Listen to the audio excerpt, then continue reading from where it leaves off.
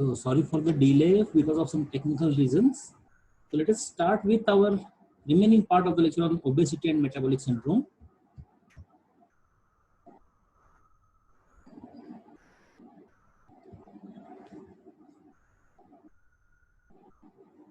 In the last lecture, we had seen about evaluation of obese patient. We had seen about the various aspects of history and family history of complications. We also saw physical evaluation of the obese patient, how to evaluate the obese patient. We had seen about certain laboratory studies. We had also seen about management of obesity, the goals of treatment, dietary management, exercise, etc. So we had gone into details of goals of obesity treatment in the last lecture. We had also seen that how substantial lifestyle changes that include increased physical activity and altered eating habits can contribute to the successful treatment. We had seen about the dietary management of obesity, very, very important. We had seen about all groups, right from the obese child to a adult. So this is all of what we had seen in the last lecture. What nutrients we must take, how to replace fat with complex carbohydrates having low glycemic index, how there should be increased fiber in the diet, etc. We had also seen something about the special diets, that is balanced hypocaloric diet and special diets for severely obese patients also.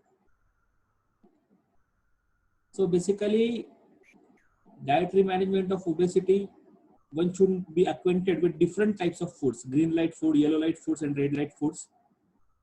We had seen about the food pyramid, what you should eat, what you can moderately eat, and what one must not eat.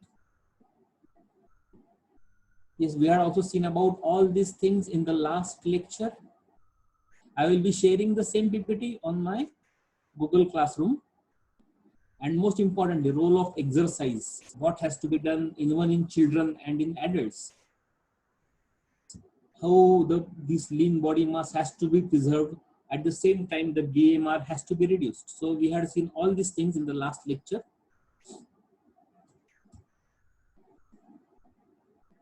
We had seen the benefits of physical activity and how to design a fitness program.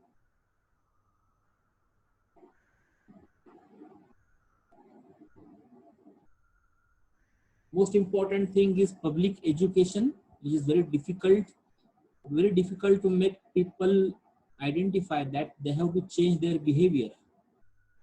And that can be a successful approach towards reducing the body mass index. We have seen the various techniques of behavior modifications. Apart from this, we had seen about anti-obesity drugs, surgery, and leptin therapy. We had seen about the various drugs. And we had also seen about this very interesting bariatric surgery. What are the different types of bariatric surgeries we had seen in the last lecture? The gastric band procedure, or it can be a stomach pouch and gastric band, or sleeve gastrectomy, or there can be the stomach can be bypassed. So there are various modalities of treatment.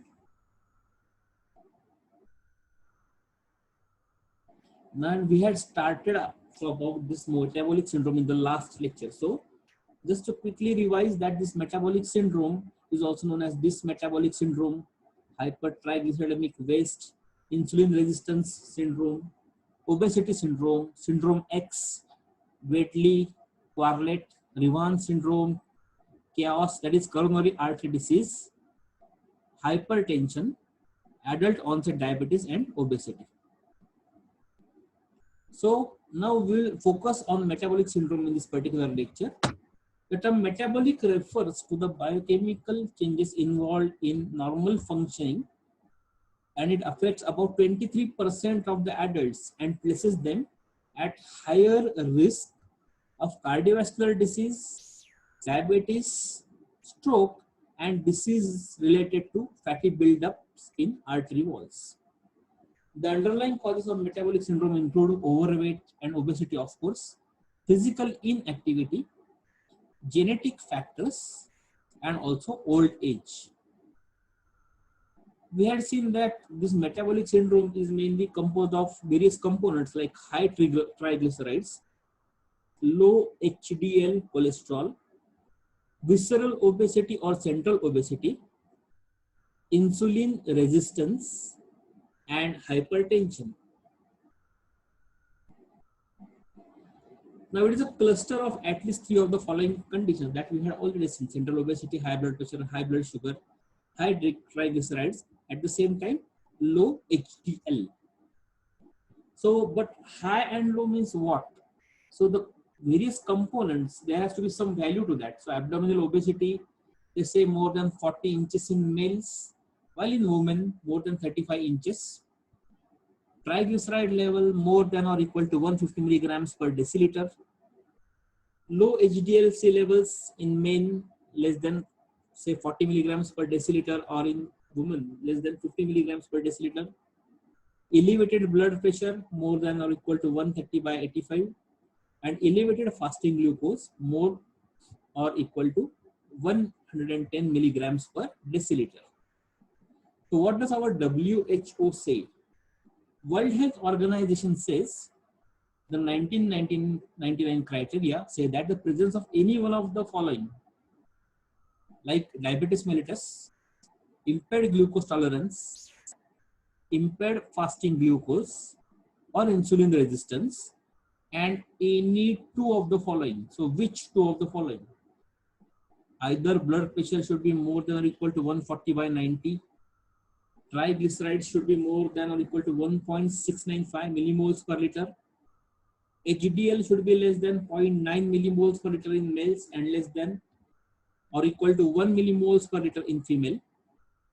Central obesity, so the waist hip ratio should be more than 0.9 in male, it should be more than 0.85 in female, or the body mass index should be more than 30 kg per meter square.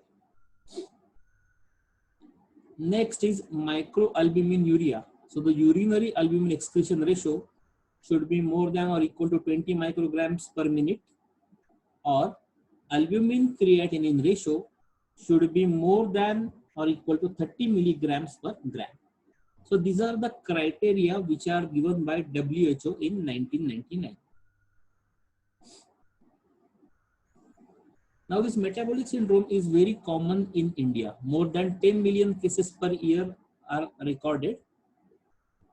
Of those, 24.9% are males, while 42.3% are females. So it is very clear that it is predominantly present in females as compared to males.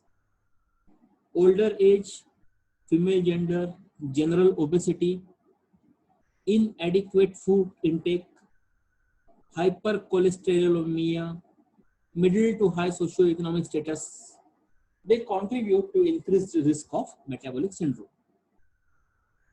Now there are various conditions which are linked to metabolic syndrome like fatty liver, polycystic ovarian syndrome, sleep disorders, stress and depression also increase this coronary vascular disease risk. Impaired glucose handling and insulin resistance is also linked to metabolic syndrome. Other conditions which are linked to metabolic syndrome are atherogenic dyslipidemia, endothelial dysfunction, prothrombotic state, hemodynamic changes, pro-inflammatory state, excess ovarian or testosterone production. Now very important is risk factors for developing metabolic syndrome. So of course the first risk factor is being overweight or being obese.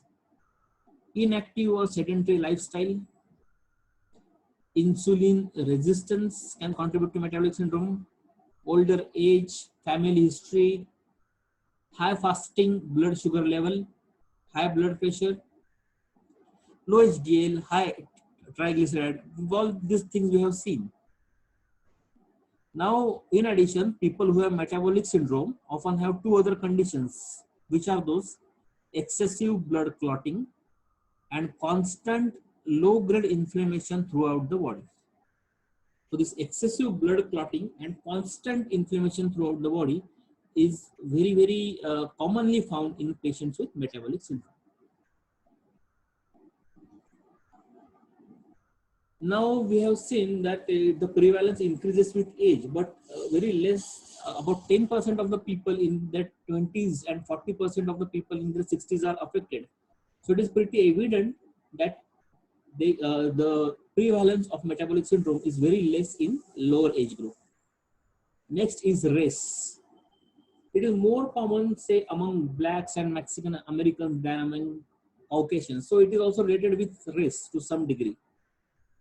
Body mass index greater than 25 increases your risk of metabolic syndrome, and especially abdominal obesity is one of the predominant risk factor for developing this rather metabolic syndrome. Family history of type 2 diabetes or diabetes during pregnancy also increases the risk of metabolic syndrome. A diagnosis of hypertension, cardiovascular disease or polycystic ovary syndrome also increases the risk of metabolic syndrome. So these are some of the risk factors with which we all must be acquainted with. But what actually causes this metabolic syndrome? Let us try to figure out. Of course, the main factor is abdominal obesity. The word is abdominal obesity, remember. Physical inactivity, of course, aging, hormonal imbalance. Now, basically, when we say about abdominal obesity, the person can be thin while the fat can be deposited in the abdominal part. So it is the fat in the wrong place which is the main culprit behind causing this metabolic syndrome. So this metabolic syndrome causes insulin resistance and many other metabolic derangements seen in any obese fat in the middle. South Asians also have the higher incidence of metabolic syndrome amongst the Asian. Abdominal obesity, even in thin people, is associated with insulin resistance. So remember, it is not that a person has to be obese all over the body. So this central abdominal obesity is very crucial, or rather you can say it is a big risk factor for developing metabolic syndrome. How this obesity causes metabolic syndrome, that one must know. Adipose tissue is not only a store of fat, but it has also got immune function. Some cytotoxic fatty acids are sequestered from this adipose tissue. There is production of cytokines and complement proteins. Adipose tissue, you can say it is one of the largest endocrine organs, and it secretes various hormones like leptin, adiponectin, bisfatinin, and etc. It also activates certain hormones like glucocorticoids and sex steroids. Now this visceral fat depots, that means the abdominal in abdominal obese person, the fat depots release inflammatory adipokines like TNF alpha or tumor necrosis factor alpha, interleukin 1, interleukin 6, etc. Now these inflammatory adipokines and free fatty acids form the pathophysiological basis for comorbid conditions in obesity. So remember, these inflammatory adipokines and free fatty acids are very deleterious from health point of view.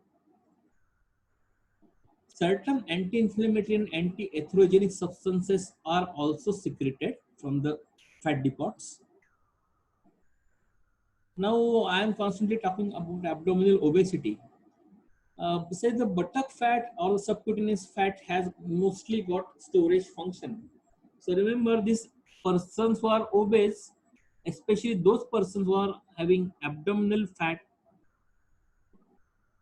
or the bad fat, they are more accountable or more prone to develop this metabolic syndrome.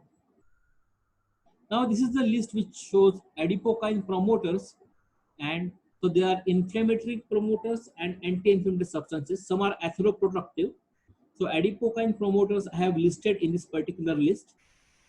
They are hypertensive, they show insulin resistance, they are procoagulant, they are lipogenic. There are various bad effects of these adipokine promoters. On the contrary, certain atheroprotective substances are also there, which are released, which are anti-inflammatory, anti-hypertensive, which are insulin sensitive. Unfortunately, from the fat depot, this interleukin 1, interleukin 6, TNF alpha, I have told you, these are released, and these are the culprits which lead to the formation of metabolic syndrome. Now, all these things are quite interlinked. Say, the visceral obesity, in persons with visceral obesity, there is increased free fatty acids. Whenever there is an increase in free fatty acids, it leads to insulin resistance. This visceral obesity is also directly related with insulin resistance. And this insulin resistance, in turn, is correlated with inflammation, type 2 diabetes, altered vascular reactivity, NASH. What is this NASH? Non-alcoholic steatohepatitis, that is fat deposition in the liver.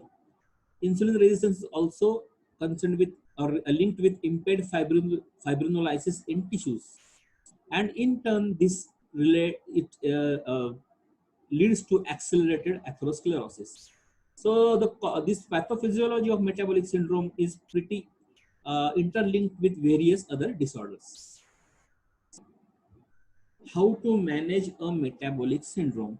Now, the management of metabolic syndrome is on similar lines as the management of obesity.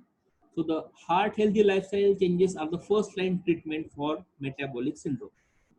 Medicines are used to treat and control risk factors such as high blood pressure, high triglyceride, low HDL, and high blood sugar. So medicines can take care of the other risk factors which are concerned with the metabolic syndrome.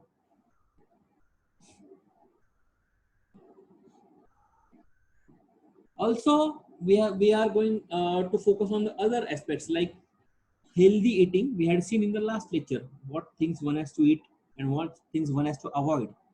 Aiming for a healthy weight, one should aim how much weight should be reduced in what time. Managing stress and also physical activity should be adequate. If the patient is smoking, you have to strictly ask him to quit smoking. Diet, we have already seen about the diet in the last lecture also. So we have to restrict the dietary carbohydrates. In fact, a low glycemic index diets, low salt diet can be helpful to reduce blood pressure and improve the insulin sensitivity. Omega-3 fats can be taken to improve the clinical status in metabolic syndrome patients. Now, whenever we go to go for a lab report and we see a deranged metabolic, the rather deranged lipid metabolism, which is evidenced by increasing triglyceride or increasing cholesterol, increasing LDL while decreasing HDL, then what usually is recommended by the uh, physicians is statins. So the statins medications are given to control or lower the cholesterol. Diuretics and ACE inhibitors can be given to treat the hypertension part. Both metformin, which you must be knowing that it is an anti-diabetic drug, and thiazolidones also improve insulin resistance. But they are only approved therapies for type 2 diabetes and not insulin resistance, but they can be helpful in the management of metabolic syndrome. Weight loss drugs. Along with diet and exercise, it may be necessary. It may be necessary, although it is not always recommended, but sometimes it is necessary to prescribe weight loss drugs. Now, two commonly prescribed weight loss drugs are sibutramine and orlistat. So these are the two of the drugs which are commonly given. Insulin sensitizers. So in individuals with diabetes, doctors often prescribe this thiazolidones and metformin. These medications may be helpful in improving insulin metabolism in individuals with metabolic syndrome. So these are some of the other modalities of management of metabolic syndrome. Aspirin is also prescribed to help reduce the risk of a heart attack. Very commonly given drug to a person who has history of say myocardial infarction. So this aspirin has to be given in this patient.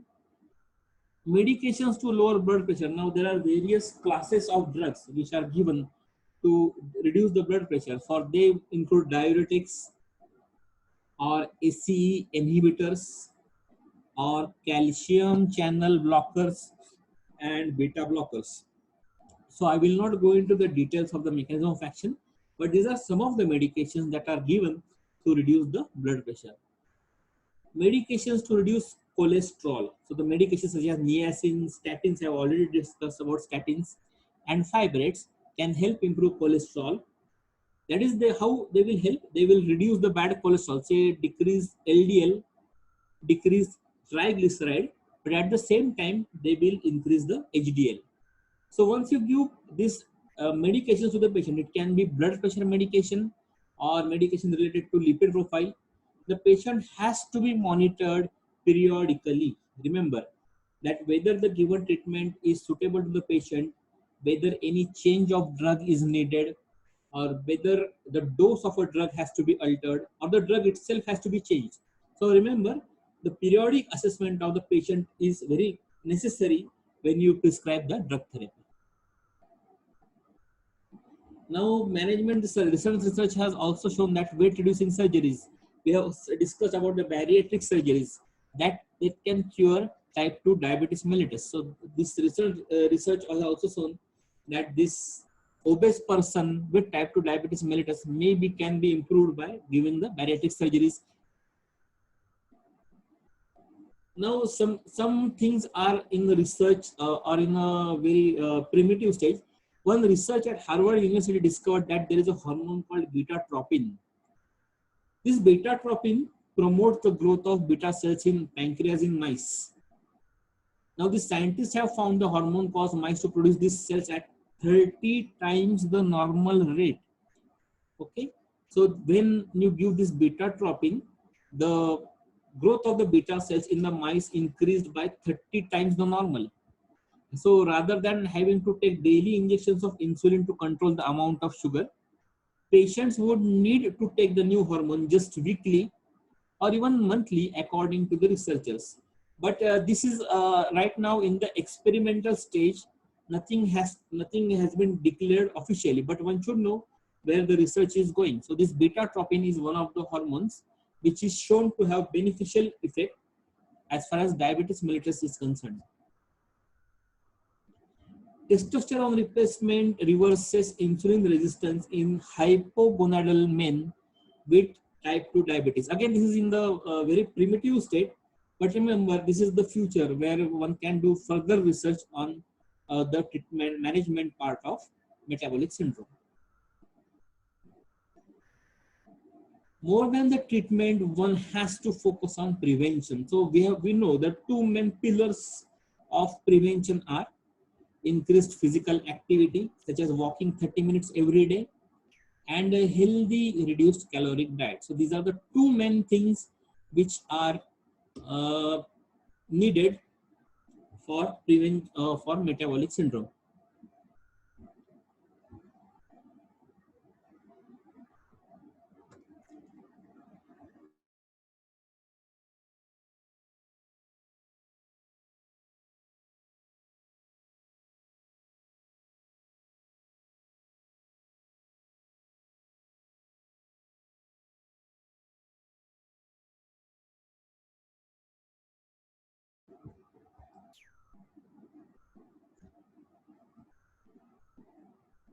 So now coming to the interventions part.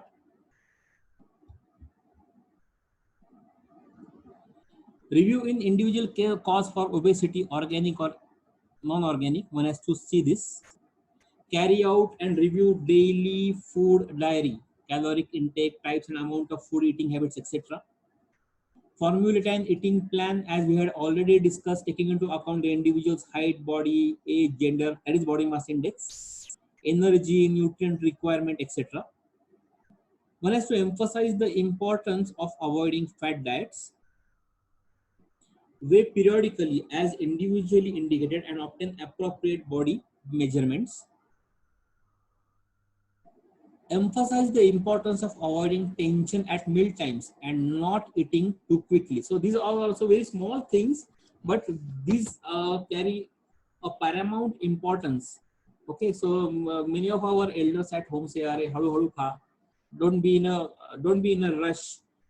Just of जेवायच्या वेळेस जास्त you have to be very what we can say, you have to not eat very quickly. Make sure the elders used to say that you have to chew one एक घास 32 वेळा चावून खा, so you have to chew it 32 times as they suggested to us. There has to be restriction of salt intake and diuretic drugs if used. Okay, so remember all these interventions. So basically you have to manage each component of metabolic syndrome in separate way. Okay, so whether it is insulin resistance or it can be lipid profile, all these things have to be managed on the individual level. Assess cardiopulmonary response to physical activity, including vital signs before, during, and after activity. Adjust activities to prevent overexertion. This is especially true in case of old patients. Increase exercise or activity levels and plan rest periods between activities. So remember this thing, one has to also take into account that one has to not do exercise on a one stretch, especially after the age of say 40 or 50. So also advise some resting phase in between, resting for say 3 minutes after a 10-minute walk. Initially, definitely this is very important. Advise patient to increase the physical activity gradually to reduce their weight, and also it secondarily improves the blood pressure also. Now, for how much duration the exercise has to be done, encourage them to do exercise for 30 minutes of moderately intense exercise such as walking, like say 5 to 7 days per week. Also, one has to assess the cardiovascular status of a patient before you prescribe any exercise. So instruct them to consult a physician before starting an exercise regimen. So why this exercise is important? Because the skeletal muscle is most insulin sensitive and it is the primary target for improving insulin resistance. The impact of exercise on insulin sensitivity is evident for 1 to 2 days, but disappears in 3 to 5 days. And therefore, regular physical activity is necessary to improve insulin resistance. Walking or light jogging for 1 hour per day will produce significant loss of visceral fat, even without caloric restriction. So any exercise which is feasible to that particular person, taking into account his age, his ability to do exercise. So any amount of exercise is better than no exercise. Break up the exercise that I told you in component parts and it also depends upon the individual patient, how much exercise he can take. Start slowly, but gradually there should be an increase in intensity and frequency. There should be 30 to 40 minutes per day on 3 to 5 days of the week. Calorie expenditure. Now there are various exercise. I will not go into details of this, but there are various exercise and the calorie expenditure depends during these activities varies. So say cycling and running, there are about 475 calories are burned per hour, while there are various other activities which can contribute to say 300 to 400 calories burned per hour. So you should have knowledge of all these things before you prescribe any exercise therapy to the patient. Weight reduction improves all aspects of metabolic syndrome, decreases all cause and CVD mortality. Aim for body mass index definitely lesser than 25. Even though no weight loss, exercise and dietary changes lower blood pressure, improve lipids, improve insulin resistance. So many patients say that, oh, I have, in spite of doing exercise and dietary changes, I have not faced or I am not able to reduce my weight. But remember, even if there is no loss in weight, exercise and dietary changes will contribute to beneficial effect on blood pressure, your lipids, and insulin resistance. Now I have told you that you have to ask the patient to give up smoking. Nicotine is highly addictive and making it hard for many people to stop smoking. So teach the patients about the link between smoking and CVD and refer them to smoking cessation resource. Alcohol levels. Excess alcohol can adversely affect cholesterol level and cause weight gain. So like nicotine, alcohol is addictive, and there are various institutes like Alcoholic Anonymous institutes which can take care of helping the patients in coming out of the alcohol habits. Sleep is very important.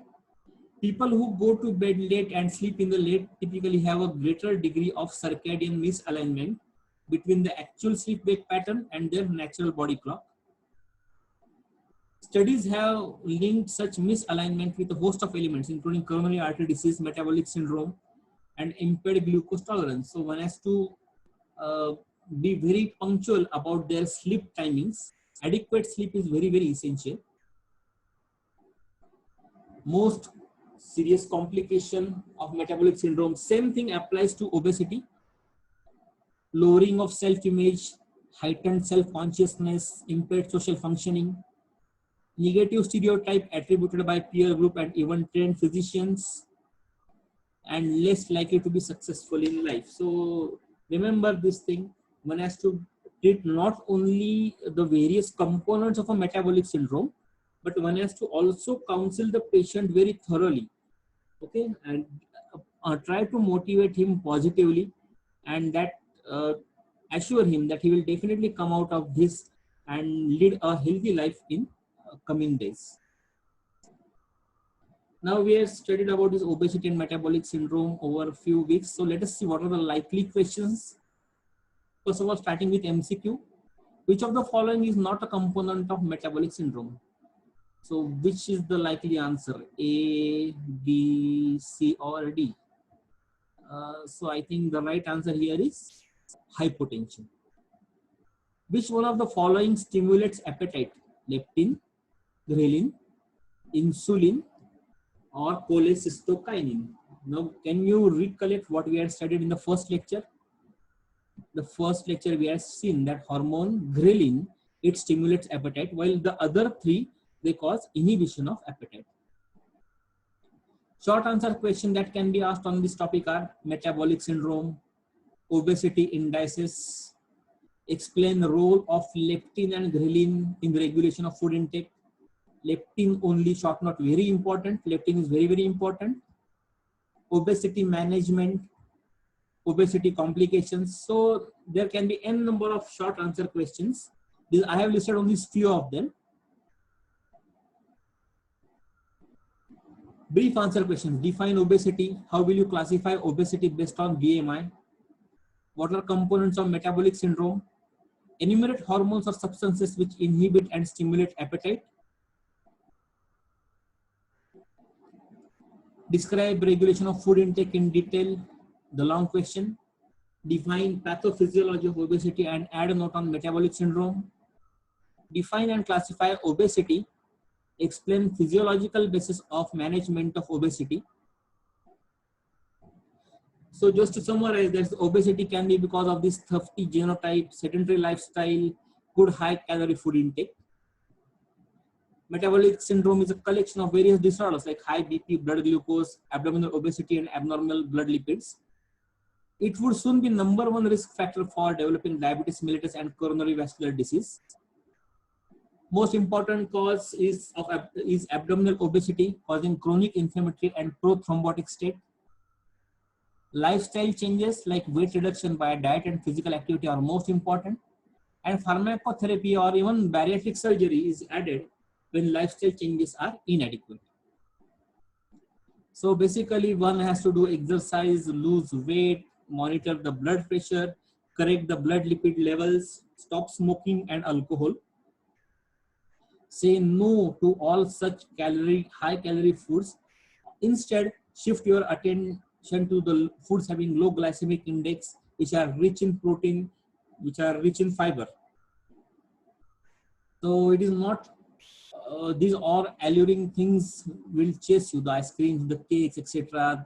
Those who smoke, even this cigarettes and alcohol, they will chase you. But remember, just don't look at them, concentrate on your goal, and you will definitely achieve success in your patient's therapy.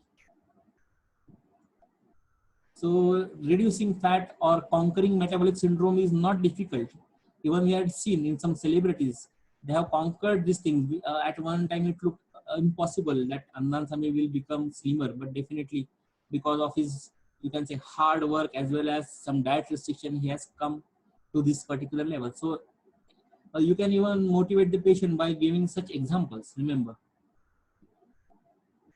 some of the chapters where you can refer for further reading are Dighton and Park's textbook of PSM. These are all given. So I will be sharing this PPT even in my Google Classroom. So just note down this Google Class code. For first, the upper one is for MBBS students and the lower one is for physiotherapy students. Okay, so note this. In the meantime, I will be taking your attendance. So nobody will leave. Nobody is going to leave the class right now. Okay, I will be marking your attendance right now.